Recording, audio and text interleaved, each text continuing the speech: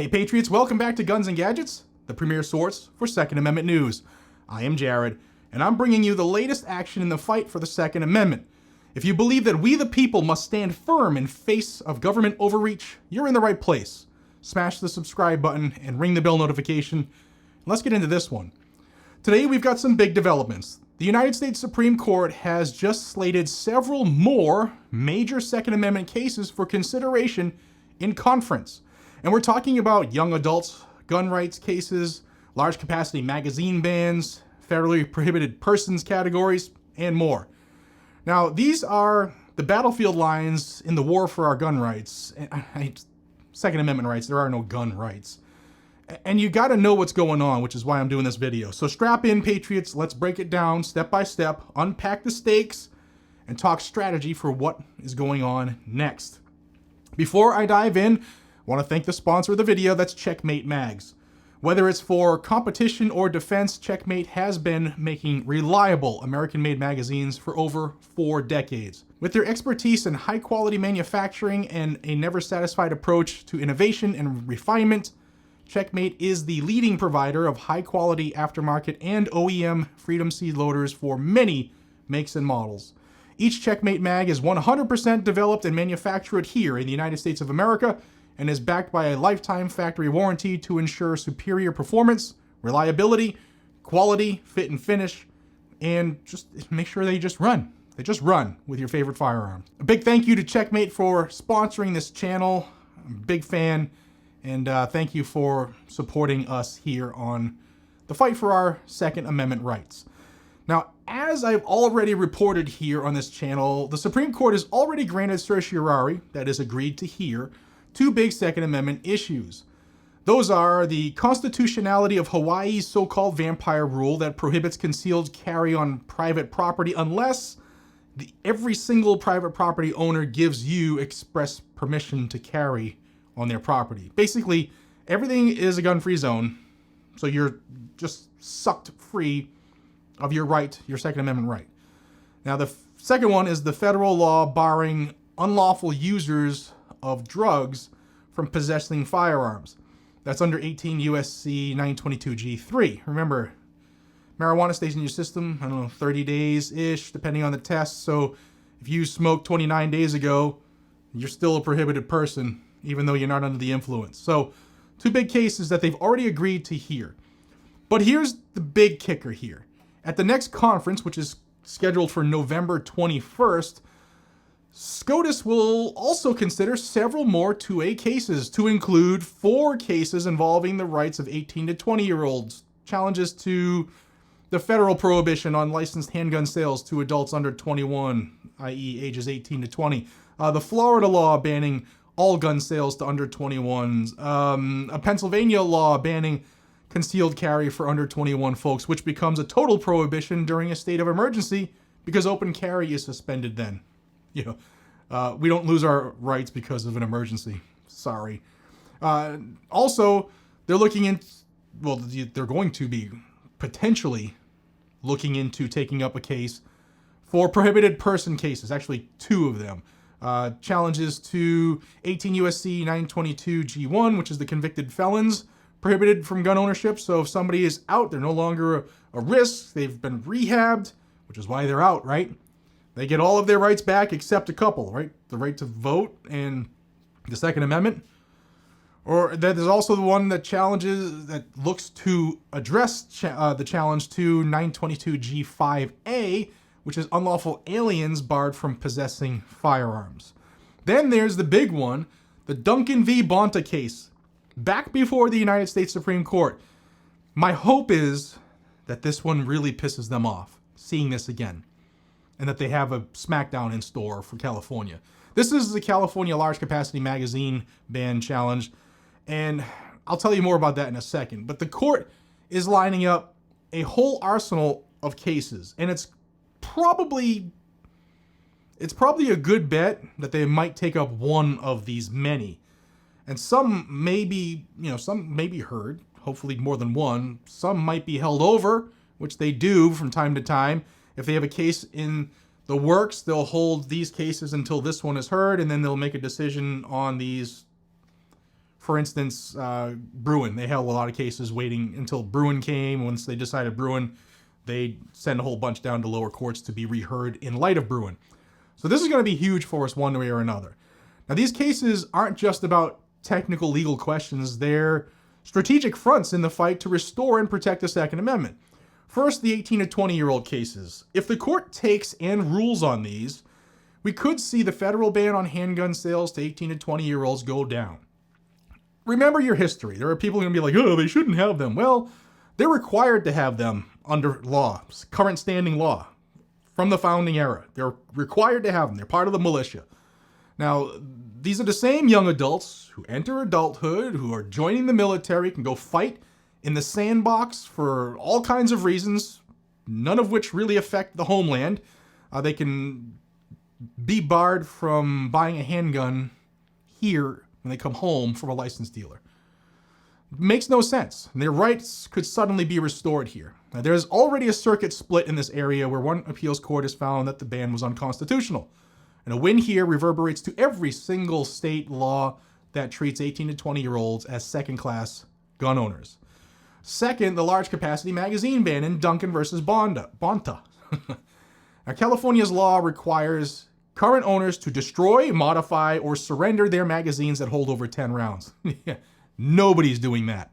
Now, if the Supreme Court takes and rules on this one, it could set a precedent for magazine bans nationwide or knock them down. And that's a game changer. Third, the prohibited persons categories. If the court decides that certain categories under Section 922G require more individual scrutiny rather than blanket federal prohibitions, it could open the door to increased restoration of Second Amendment rights for Americans who probably deserve them. Now, in short, this is not just about one law in one state. This is about the future shape of the Second Amendment and how it's enforced across the United States. And as gun-owning Americans, we need to follow and support these cases. So let's shine the spotlight on Duncan versus Bonta for a second here, because it represents one of the most aggressive fronts in anti-gun policy today. California's law bans possession of any magazine capable of holding more than 10 rounds because 11 rounds or more makes you John Wick, and they can't have that. They're probably going to ban number 2 lead pencils too.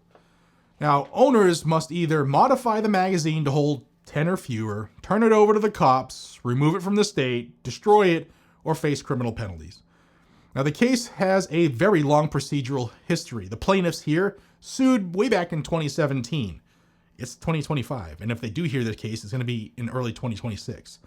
The district court ruled that the ban was unconstitutional. Appeals followed. The en banc Ninth Circuit in 2021 reversed it, and then the United States Supreme Court granted certiorari, vacated the previous ruling from the Ninth Circuit, and remanded it back to the courts to be heard and redecided in light of Bruin. Remember what Bruin said.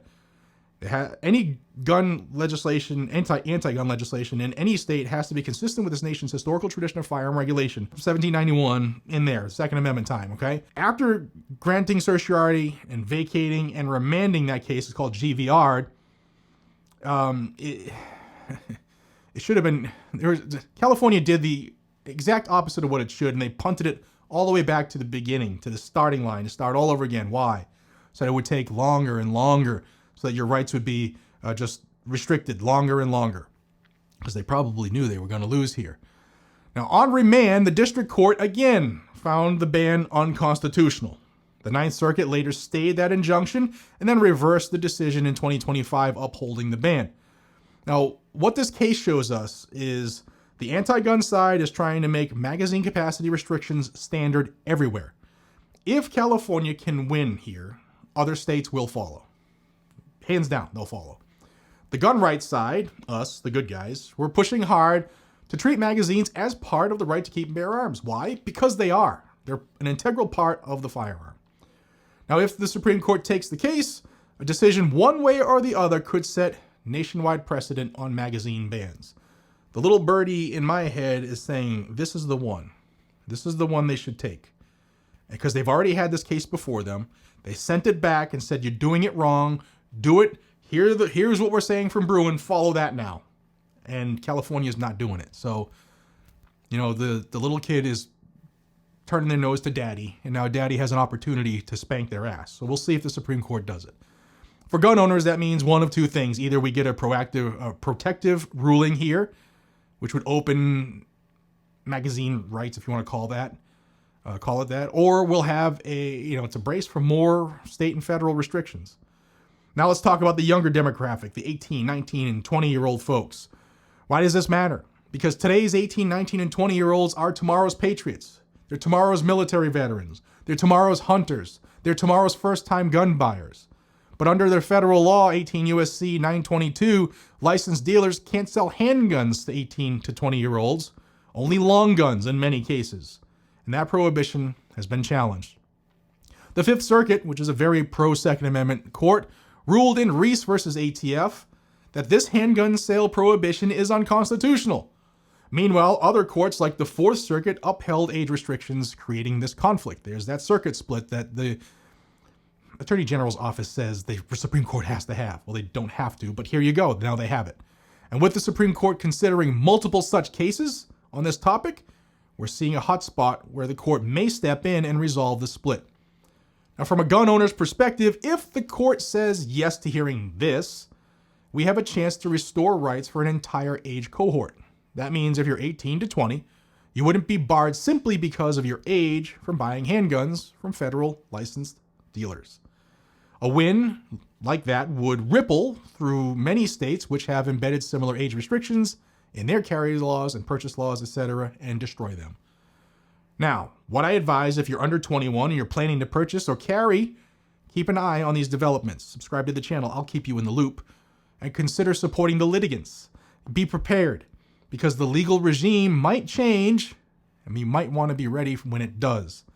All right, Patriots, we've covered what's at stake, but now let's talk about what you should do. Number one, stay informed. Subscribe to Guns and Gadgets. Why? Because this is what I do full time. I put out information multiple times a day.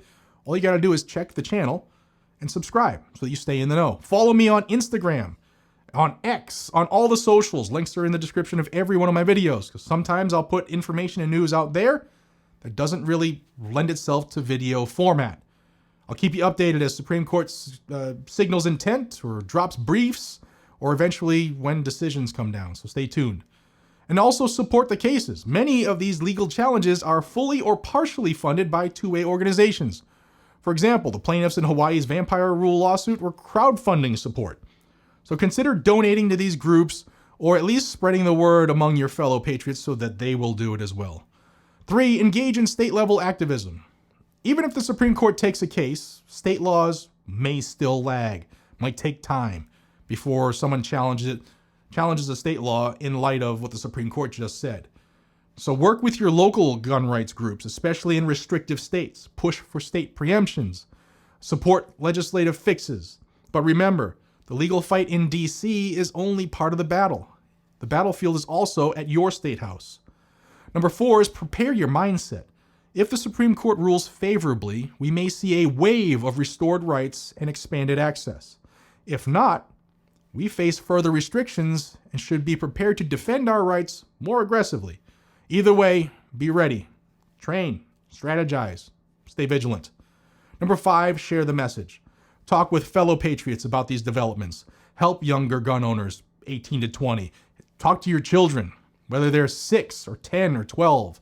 Help them understand how these legal fights affect them. Mobilize, get to know your communities, because when the precedent drops, for good or bad, it's going to affect all of us. All right, Patriots, that wraps up today's update. We're standing on the verge of some of the most important Second Amendment litigation we've seen in years. The Supreme Court is mobilizing and taking a peek at some of our 2A cases that are sitting in front of them. And this time, it's our turn to engage, not just act as spectators, but as proactive defenders of our rights. So keep informing everybody what's going on. If you found value in this, hit the like button, subscribe to the channel if you haven't already, double check your subscription. YouTube plays that game about once a month, and share this video with at least 2 fellow patriots that you know. Drop a comment down below. Which case are you watching the most? Is it the young adult purchase rights, the magazine ban case, or the prohibited persons category? Let me know down below, and I will look forward to reading them. And until next time, guys and gals, I'm Jared. This is Guns and Gadgets, where patriots talk the truth. Keep your powder dry. Stay free. Stay armed. I'll see you in the next one. Grab some blackout coffee, because our espresso is top notch. Take care, y'all.